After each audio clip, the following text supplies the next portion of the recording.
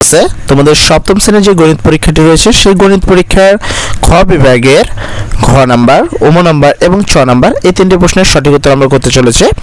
এছাড়াও এই গণিত পরীক্ষার বাকি প্রশ্নপত্রের সঠিক উত্তর অলরেডি আমরা আমাদের চ্যানেলে করে দিয়েছি। তোমরা যারা সৃজনশীল প্রশ্ন, ক বিভাগ প্রশ্ন এই প্রশ্নগুলোর উত্তরও চাচ্ছ তারা চলে যেতে পারো এই ভিডিও ডেসক্রিপশন লিংকে। সেখানে গিয়ে দেখবে একটা প্লেলিস্টের লিঙ্ক রয়েছে, তোমরা চাইলে সেখান থেকে তোমাদের সকল প্রয়োজনীয় ভিডিও দেখে নিতে পারো। তো চলো আমরা বেশি কথা না বলে আমরা চলে যাব আজকের যে মূল ভিডিও সেটাতে। সেটা হলো খ বিভাগের ঘ নাম্বার, ওম নাম্বার এবং চ নাম্বার প্রশ্নে। যেখানে তোমাদের প্রশ্নগুলো কি ছিল দেখো। তো তোমাদের ঘ নম্বর প্রশ্ন ছিল একটি সমবৃত্ত ভূমিক বেলনের আয়তন 150 বা 150 ঘন সেন্টিমিটার এবং ভূমির ক্ষেত্রফল 30 বর্গ সেন্টিমিটার হলে উচ্চতা নির্ণয় করো। তারপর ওম নম্বর প্রশ্ন ছিল তোমাদের যে দুটি ক্রমিক স্বাভাবিক বিজোড় সংখ্যার যোগফল তোমার কত 44 হলে ক্ষুদ্রতম সংখ্যাটি নির্ণয় করো। তারপর চ নম্বর প্রশ্ন একটি আয়তাকার বাগানের পরিসীমা 70 মিটার, বাগানের প্রস্থ অপেক্ষা দৈর্ঘ্য 7 মিটার বেশি, বাগানের প্রস্থ নির্ণয় করো। তো এই হলো তোমাদের তিনটি প্রশ্ন, ঘ নম্বর, ওম নম্বর এবং চ নম্বর, যে প্রশ্নের তিনটির সঠিক উত্তর আজকের এই ভিডিওতে আমরা করতে চলেছি। তো চলো বেশি কথা না বলে আমরা এই তিনটি ভিডিওর সমাধান দেখে নেব। প্রশ্নের উত্তর যদি আমরা করি, দেখো এখানে আমাদেরকে প্রথমেই যে কোনো যদি তুমি কোনো বৃত্তাকার কাজ করো সেক্ষেত্রে অবশ্যই ব্যাসার্ধ এবং উচ্চতা তোমাকে নির্ণয় করতে হবে। তো আমরা প্রথমে লিখব ধরি সমবৃত্তক ভূমির বেলনের ব্যাসার্ধ r এবং উচ্চতা হলো h। এখানে দুইটা জিনিস দেওয়া ছিল, বেলনের আয়তন দেওয়া ছিল এবং ভূমির ক্ষেত্রফল দেওয়া ছিল প্রশ্নে। সেক্ষেত্রে আমরা অবশ্যই এই দুটো লিখে নিব। তো আমরা লিখেছি অতএব সমবৃত্ত ভূমিক বেলনটির আয়তন পাই r স্কয়ার h এবং ভূমির ক্ষেত্রফলের সূত্র হলো পাই r স্কয়ার। এবার প্রশ্ন মতে এই যে পাই r স্কয়ার h পাইলাম সেটা হলো সমান সমান কত 150 দেওয়া ছিল, তাই পাই r স্কয়ার h সমান 150। আর পরবর্তীতে তুমি ক্ষেত্রফল যেটা দেওয়া ছিল সেটা পাই r স্কয়ার, তাই ক্ষেত্রফল পাই স্কয়ার সমান 30 যেটা প্রশ্নে দেওয়া ছিল। এবার এই দুইটা উদ্দীপকে তুমি খেয়াল করবা এখানে কিন্তু r উল্লেখ রয়েছে।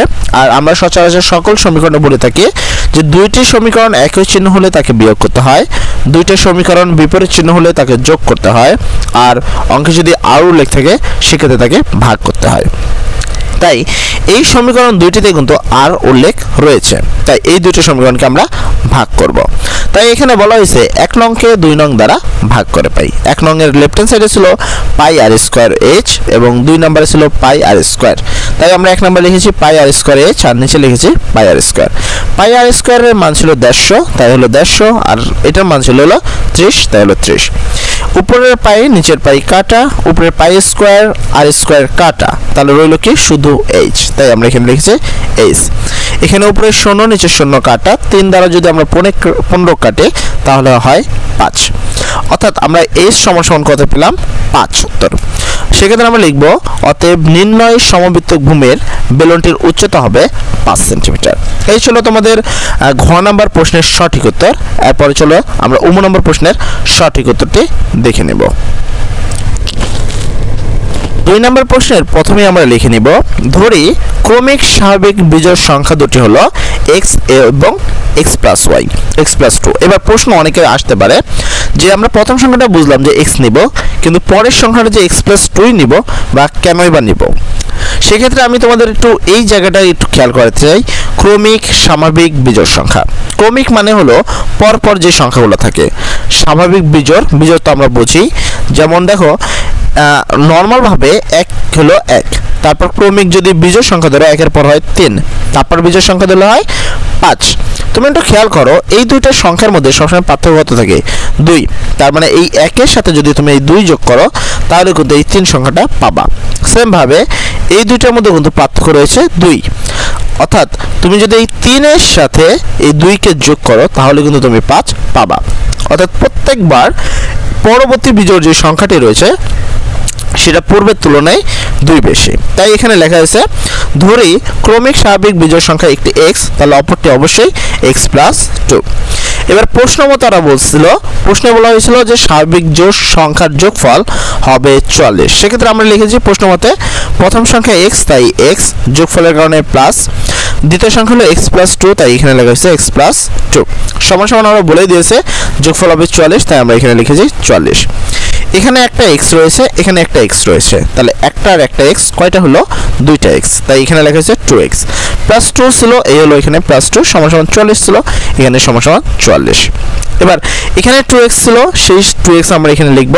তবে একটা বিশেষ কথা মনে রাখবা, যেহেতু x বাই করব, x ব্যতীত যারা যারা আছে আমাদের সবাইকে পার করে দিতে হবে। তাই 2x ছিল, আমরা এটা রেখে দিলাম, কিন্তু এই যে প্লাস 2টা রয়েছে এটা কিন্তু এখানে বেশি রয়েছে, আর সাথে কোনো x নাই, তাই এটাকে আমাকে পার করতে হবে।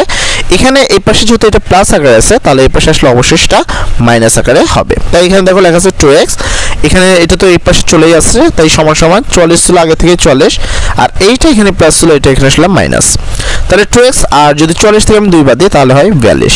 এখনো কিন্তু আমি xটা পাইনি, তাহলে যেহেতু x নির্ণয় করব, তাহলে এই যে দুইটা এখানে কোনো চিহ্ন নেই কিন্তু 2 আর x এর মধ্যে, যেহেতু এখানে কোনো চিহ্ন নেই তার মানে এখানে রয়েছে গুণ, তাই আমরা এখানে x লিখব, আর এই দুই যেহেতু এখানে গুণ রয়েছে তাই এখানে ভাগ আকারে পার করে দেব। তাহলে 42 ভাগ 2, এই 42কে যদি 2 দ্বারা ভাগ করা হয় তাহলে হয় 21, তার মানে x ইকুয়াল 21। সেক্ষেত্রে আমরা উত্তরটা কি পেলাম সেটা যদি আমরা একটু লক্ষ্য করি, সেক্ষেত্রে আমরা উত্তরটা লিখব, অতএব ক্ষুদ্রতর সংখ্যাটি x সমান সমান 21, নির্ণয় ক্ষুদ্রতম সংখ্যাটি 21।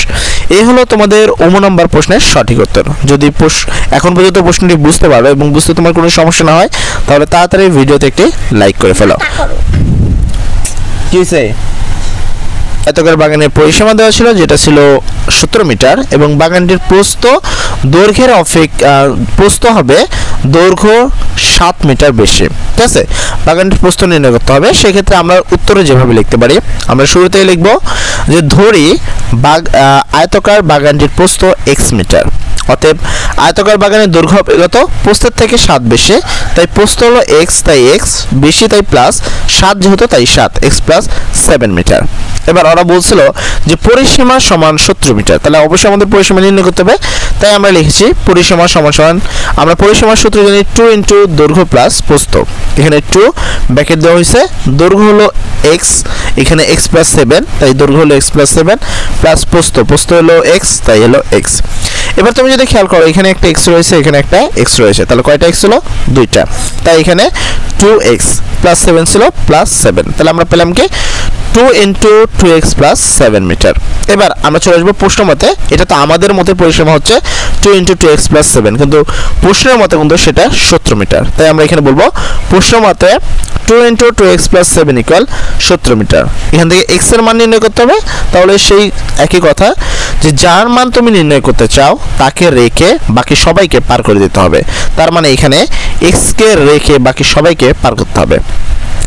তো x রাখার জন্য সবার আগে তো এই 2 বেশি আছে, যেটা একবারেই বাইরে আছে, এবং এইটা এর মধ্যে কোনো চিহ্ন নেই, শুধু একটা ব্র্যাকেট রয়েছে, যেহেতু কোনো চিহ্ন নেই তার মানে এখানে রয়েছে গুণ, আর এখানে গুণ রয়েছে, তার মানে আমরা এখানে পার করব ভাগ আকারে, তাহলে রইল কি 2x প্লাস 7, এই হলো 2x প্লাস 7, 70 কে 2 দ্বারা ভাগ করব। ঠিক আছে, এর পরবর্তীতে আমি চলে যাব, এখানে আমরা 2x রাখবো, তাহলে 7 এখনো বেশি রয়েছে, এই 7টা এখানে প্লাস আকারে রয়েছে, এর পাশে গেলে কি হবে?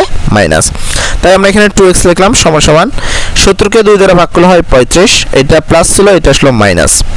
এবার আমরা x নির্ণয় করতে হলে x রাখবো, তাহলে 2টা এখানে বেশি আছে গুণ আকারে, এবার আসলে হবে ভাগ, আর এই দুটাকে বিয়োগ করলে হবে 28, তাই 28 ভাগ 2, অতএব x সমান সমান 28 কে 2 দ্বারা ভাগ করলে হয় 14, তাহলে x সমান সমান হলো 14। সেক্ষেত্রে আমরা প্রশ্নের উত্তরটি পেলাম কি? অবশ্যই খেয়াল করব, অতএব নির্ণয় বাগানের প্রস্থ হলো 14 মিটার। তো এই হলো তোমাদের ঘ নাম্বার, উম নাম্বার এবং চ নাম্বার 3টে প্রশ্নের সঠিক উত্তর। যদি প্রশ্নগুলো তুমি বুঝতে পারো এবং তোমাদের বুঝতে খুব বেশি সমস্যা না হয় তাহলে অবশ্যই চ্যানেলটি সাবস্ক্রাইব করে রাখবা, আর পাশাপাশি বাকি যে প্রশ্নের উত্তরগুলো রয়েছে সেগুলো যদি তোমাদের চাই তাহলে চলে যাও সোজা এই ভিডিও ডেসক্রিপশনে, সেখানে যে একটা প্লেলিস্টের লিঙ্ক পেয়ে যাবা, সেখান থেকে তোমরা বাকি সকল ভিডিও দেখে নিতে পারো। সর্বোপরি কথা, সবাই ভালো থাকো, আসসালামু আলাইকুম।